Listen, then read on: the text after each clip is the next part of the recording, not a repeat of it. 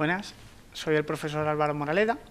Bienvenidos a la Masterclass ¿Es posible la investigación científica en educación?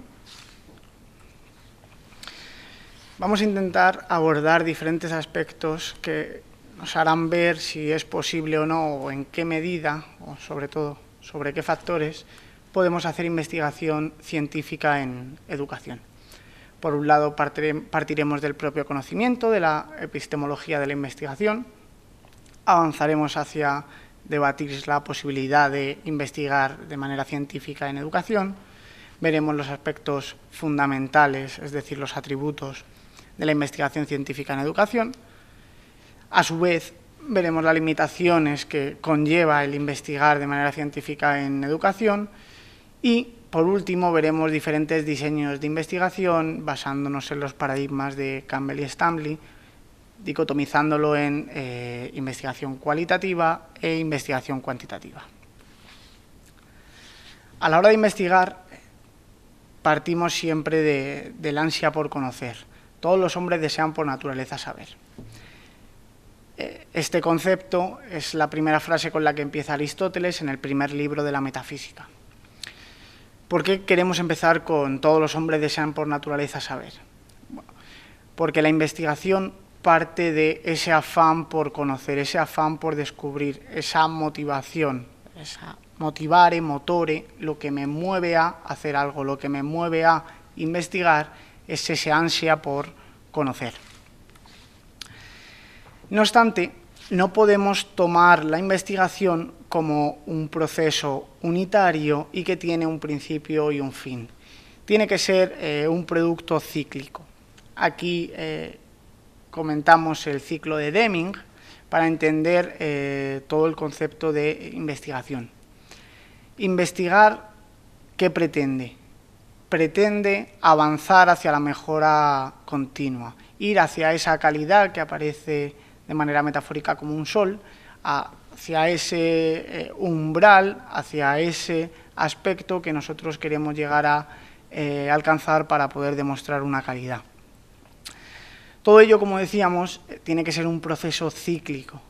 Esa planificación, acción, evaluación y reacción tiene que ir dándose de manera sucesiva, porque una vez que cubrimos el ciclo, avanzaremos un poco y, por tanto, nos acercaremos más hacia esa calidad.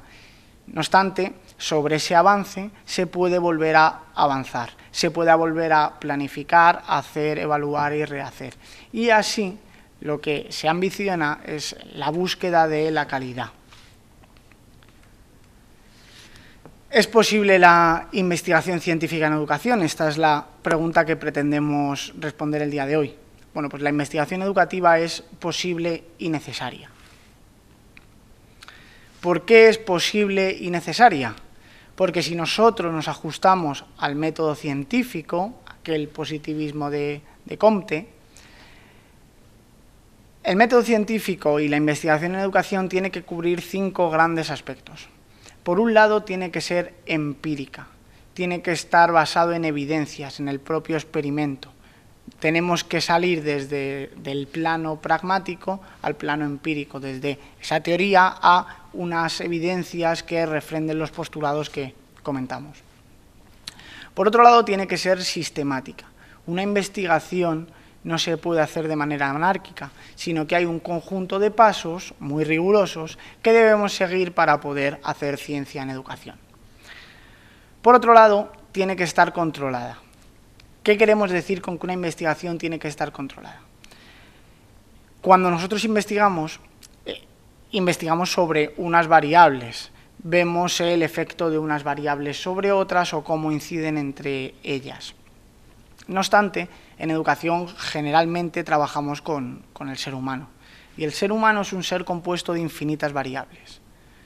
Si nosotros queremos investigar de manera rigurosa, lo que tendremos que hacer es controlar todas esas variables extrañas, todas esas variables que pueden afectar a mi estudio, pero que no son las variables que yo pretendo medir. Por eso, el método científico tiene que ser, en este caso en educación, controlada.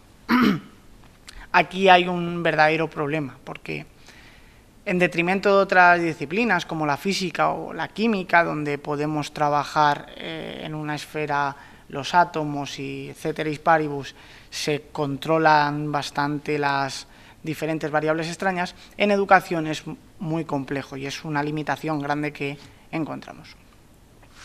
Por otro lado, tiene que ser objetiva, tiene que partir de hechos concretos y no de percepciones subjetivas, de interpretaciones. Tenemos que avanzar todo lo que se pueda hacia esa objetividad, sin obviar que en educación, tanto los investigadores como el objeto de estudio, en este caso los alumnos, tienen un trasfondo o una perspectiva subjetiva por el hecho de ser seres humanos. Y por último, tiene que ser formal, tiene que ser rigurosa. No obstante, como ya venimos introduciendo, podemos encontrar diferentes limitaciones en la investigación científica en educación que no encontramos en otras disciplinas, como podíamos comentar ya la física o la química. La primera limitación es el valor y la utilidad práctica. Generalmente en educación no podemos hablar de un paradigma tecnológico, no podemos generalmente formular leyes, axiomas o postulados muy fuertes que no se puedan rebatir en un corto plazo de tiempo. Es inviable encontrar unas leyes de Newton en educación. ¿Por qué? Porque volvemos al mismo aspecto y pretendo ser incisivo en esa realidad. En educación trabajamos con seres humanos, envueltos por el hecho de ser seres humanos en una dimensión social y cultural. Nosotros tenemos que contextualizar toda investigación a un contexto. ¿Por qué? Porque los seres humanos son seres sociales. ¿Qué quiero decir con esto? En física, si llegamos a algunos hallazgos, serán los mismos y serán las mismas condiciones aquí que en el aula de al lado o incluso en Guatemala. En cambio, en educación, por poner un ejemplo, que un método educativo funcione aquí no implica que en Guatemala vaya a funcionar. De hecho, no implica que en el aula de al lado vaya a funcionar. Por tanto, tenemos que ser conscientes de esa coyunturalidad, de ese ser y estar como ente social. Por otro lado, tenemos que renunciar parcialmente a la generalización de los resultados. Como decíamos, en física y química, muy sencillo poder generalizar. Si esto se da aquí, en las mismas condiciones, se dará en. En cambio, en educación, la validez, es decir, que algo mida lo que pretende medir, y la fiabilidad, es decir, que mida con precisión, se limita en gran medida. Por otro lado, los materiales. Sigo haciendo la comparativa entre esas ciencias, física y química y educación, y en física y química es relativamente sencillo que un átomo, o poder encontrar 2 millones de átomos de un elemento cualquiera. Estoy hablando de las muestras. Es relativamente sencillo encontrar 2 millones de. En cambio, en educación es inviable el hablar de una muestra de 2 millones de alumnos. Es muy complejo llegar a esa muestra, es prácticamente inabarcable. Además, esto tiene un coste muy elevado. Obtener 2 millones de átomos de cualquier materia es relativamente sencillo. Y las mediciones son muy sencillas y no tiene un coste muy elevado. En cambio, en educación, hacer una medición con 2 millones de alumnos, solo el material que eso supone elevaría el coste de manera desmesurada. Por eso, optamos por trabajar con grupos pequeños y, como ya decíamos, contextualizando en un entorno determinado. Con todo ello, tenemos que atender también a las limitaciones de las propias características de esta disciplina, que es la educación. Por un lado, encontramos la limitación del objeto de estudio, ver si es observable o no es observable. Medir la altura es algo sencillo y es observable, pero medir la inteligencia emocional no es tan sencillo y el objeto de estudio, no es observable. Por tanto, tenemos que acudir a diferentes mecanismos, diferentes métodos de evaluación para hacer un rodeo y acabar llegando a ese objeto de estudio, algo que es complejo y que obviamente limita el estudio. Por otro lado, vuelvo al concepto de coyunturalidad, o en este caso el factor ambiental. Tenemos que circunscribirlo a un grupo determinado, con unas características determinadas y con un, ¿cómo decirlo?, con un entorno social determinado. Por otro lado, y algo que a veces descuidamos, es el plano ético, el plano moral de una investigación. En educación trabajamos con seres humanos y el hecho de trabajar con seres humanos nos hace el ser especialmente cuidadosos o meticulosos con el plano moral.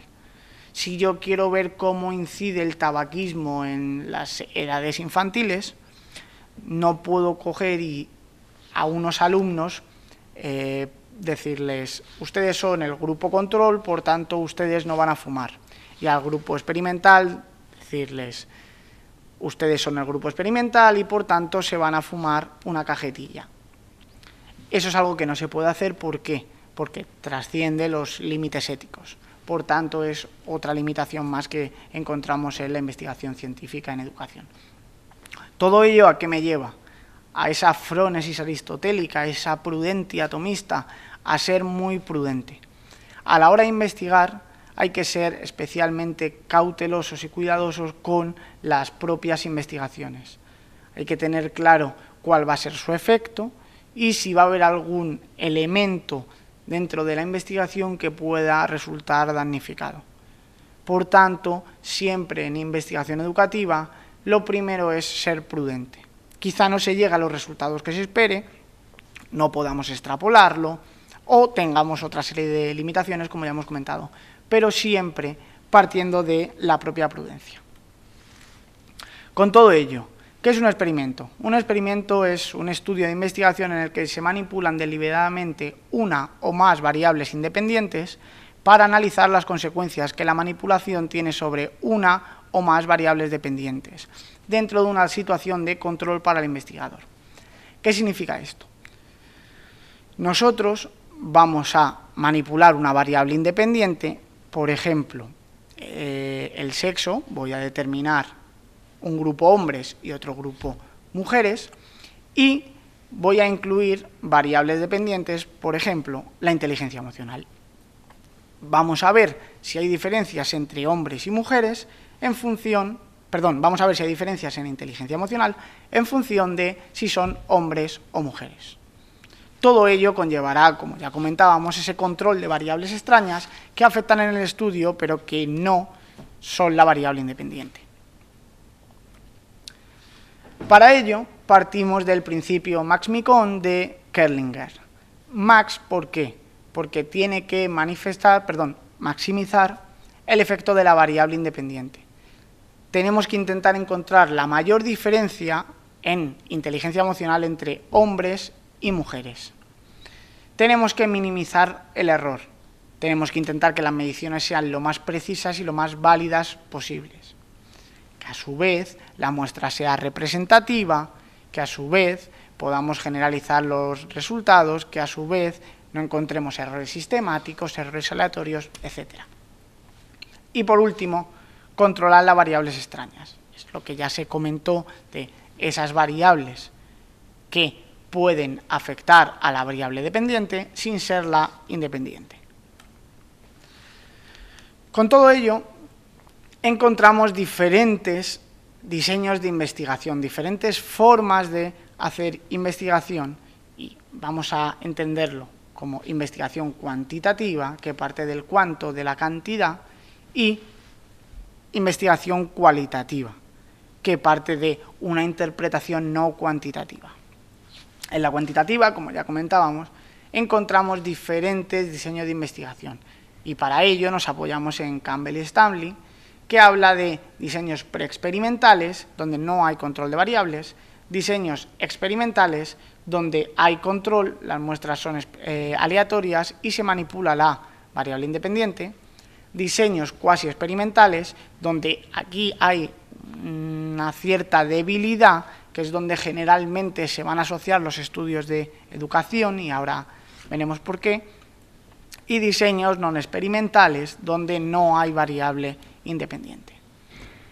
El problema que encontramos en educación es que generalmente esas ciencias puras, como la física o la química, tildaban a la educación de no ser ciencia.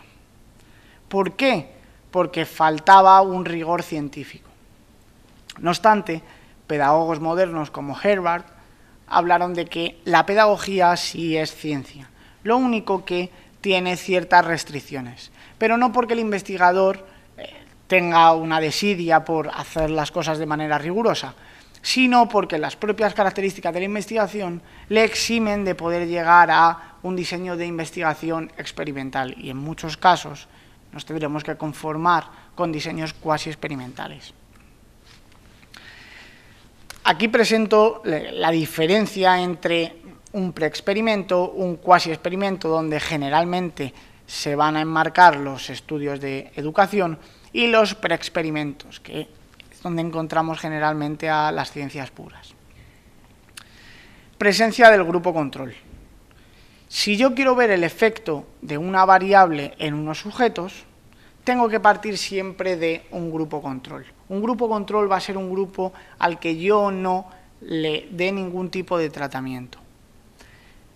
Por contra, voy a tener un grupo experimental que va a ser el grupo al que yo sí le voy a dar el tratamiento. Por ejemplo, quiero ver el efecto de un fármaco en el nivel atencional de los sujetos. Tengo un grupo control al que yo no le aplico el fármaco y tengo un grupo experimental al cual yo sí le aplico el fármaco.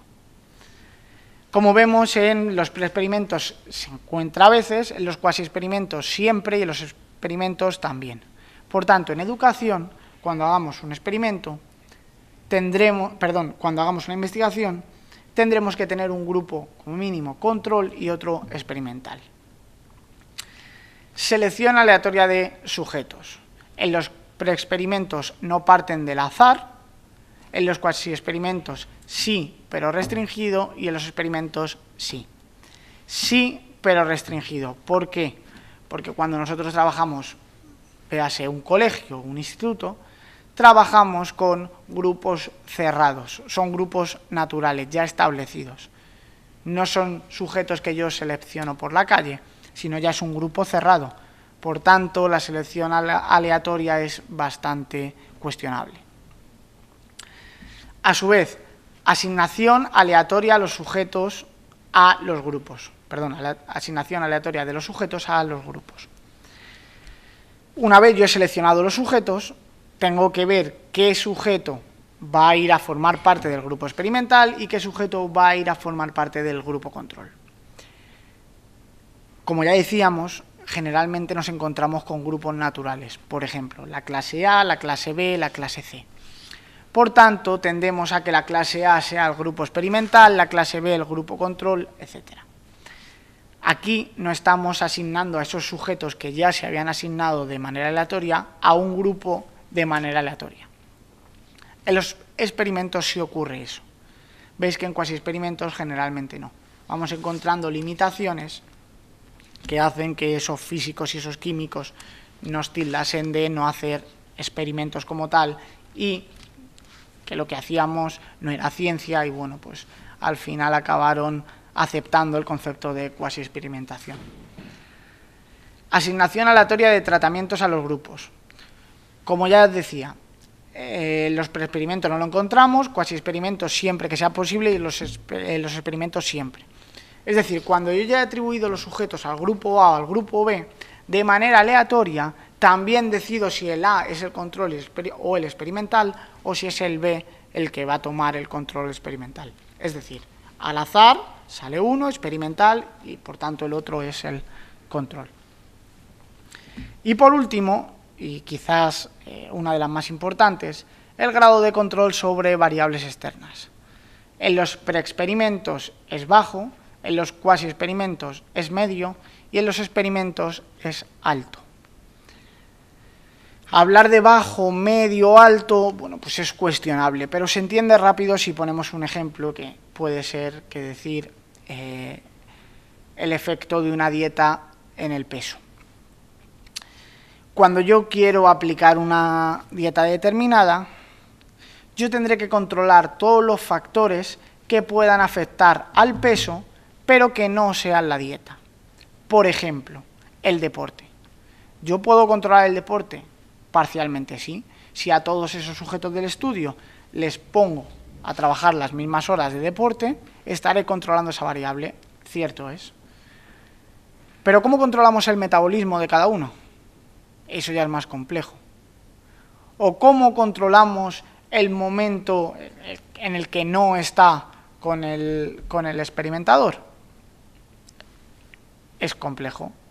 El poder asegurar que una persona cuando sale de esa clínica o de ese lugar donde están haciendo la dieta no baja abajo y se come la primera bollería que encuentre, es complicado controlar esas variables. Intento reducirlo para que se entienda bien que en educación es muy complejo. Medir el rendimiento se puede controlar, pero ¿cómo saber que ese rendimiento es el conocimiento puro de un alumno?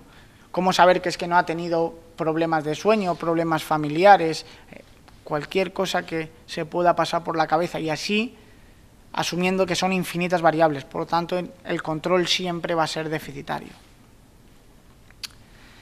Por último, quisiera hablaros de los diseños de investigación cualitativa. Aquí no acudimos a los números para encontrar evidencias empíricas. Avanzamos hacia otro tipo de técnicas que también son fundamentales. Y no hay que ser reaccionarios a la hora de optar por un paradigma cuantitativo o cualitativo. Lo interesante es que se puedan combinar. ¿Por qué? Porque hay beneficios de unos paradigmas que los otros no tienen y viceversa. Por tanto, lo inteligente es poder combinarlos y poder sacar lo beneficioso de cada uno de ellos. En cuanto a los diseños de investigación cualitativa, podemos encontrar la fenomenología. La fenomenología parte de la filosofía y lo que trata es explicar la esencia de las experiencias. Cuando yo tengo una dinámica, yo intento grabarla o observarla y escribir las anécdotas que yo voy entendiendo.